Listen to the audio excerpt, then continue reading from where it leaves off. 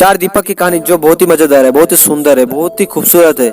इससे आप मोटिवेटेड जरूर होंगे दोस्तों, बहुत कुछ सीखने लायक है, तो इस वीडियो को पूरा अंत तक देख लीजिएगा। चार दीपक बातें कर रहे थे। पहला दीपक बोला, मैं हमेशा बड़ा बनना चाहता था, सुंदर और आकर्षक घड़ा बनना चाहता था, पर क्या करूं, जरा सा दीपक बन गया। दूसरा दीपक बोला, मैं भी अच्छी भव्य मूर्ति बनकर किसी अमीर आदमी के घर की शोभा बढ़ाना चाहता था, पर क्या करूं, कुम्हार ने मुझे एक छोटा सा दीपक बना दिया। तीसरा दीपक बोला, मुझे बचपन से ही पैसों से प्यार है, काश मैं गुल्लक बनता तो हमेशा पैसों से भरा रहता, पर मेरी किस्मत में ही दीपक बनना लिखा होगा।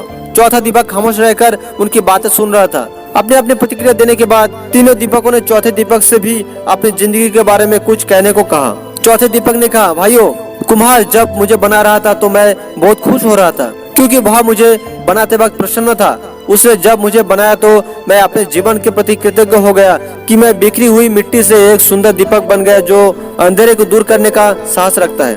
मैं वो साहसी दीपक हूँ जिसके जलते ही अंधेरा छूमंतर हो जाता है। मैं आभारी हूँ उस कुम्हार का जिसने मुझे ऐसा रूप दिया कि मुझे भगवान के सामने मंदिर में प्रज्वलित किया जाता है। मेरी रोशनी में पढ़कर न जाने कितने होनहार बच्चे आज बड़े बड़े ऑफिसर बन गए और देश की सेवा कर रहे हैं। मेरा प्रकाश सिर्फ अंधेरे को ही दूर करना नहीं है, बल्कि एक नई उम्मीद और नई ऊर्जा का संचार करता है। चौथे दीपक की बातें सुनकर अन्य तीनों दीपकों को भी अपने जीवन का महत्व समझ में आ गया। दोस्तों, अक्सर हम इंसान जो मिलता है या जो हम हैं उससे संतुष्ट नहीं होते और उन तीन दीपकों की तरह अपने कुमार यानी ईश्वर से शिकायत करते रहते हैं। लेकिन अगर हम ध्यान से देखें तो हमारा जीवन अपने आप में बहुत महत्वपूर्ण है और हम जो है उसी रूप में इस जीवन को सार्थक बना सकते हैं। इसलिए चौथे दीपक की तरह हमें भी जो है उस पर संतुष्ट होकर अपना सर्वश्रेष्ठ जीवन जीने का प्रयास करना चाहिए।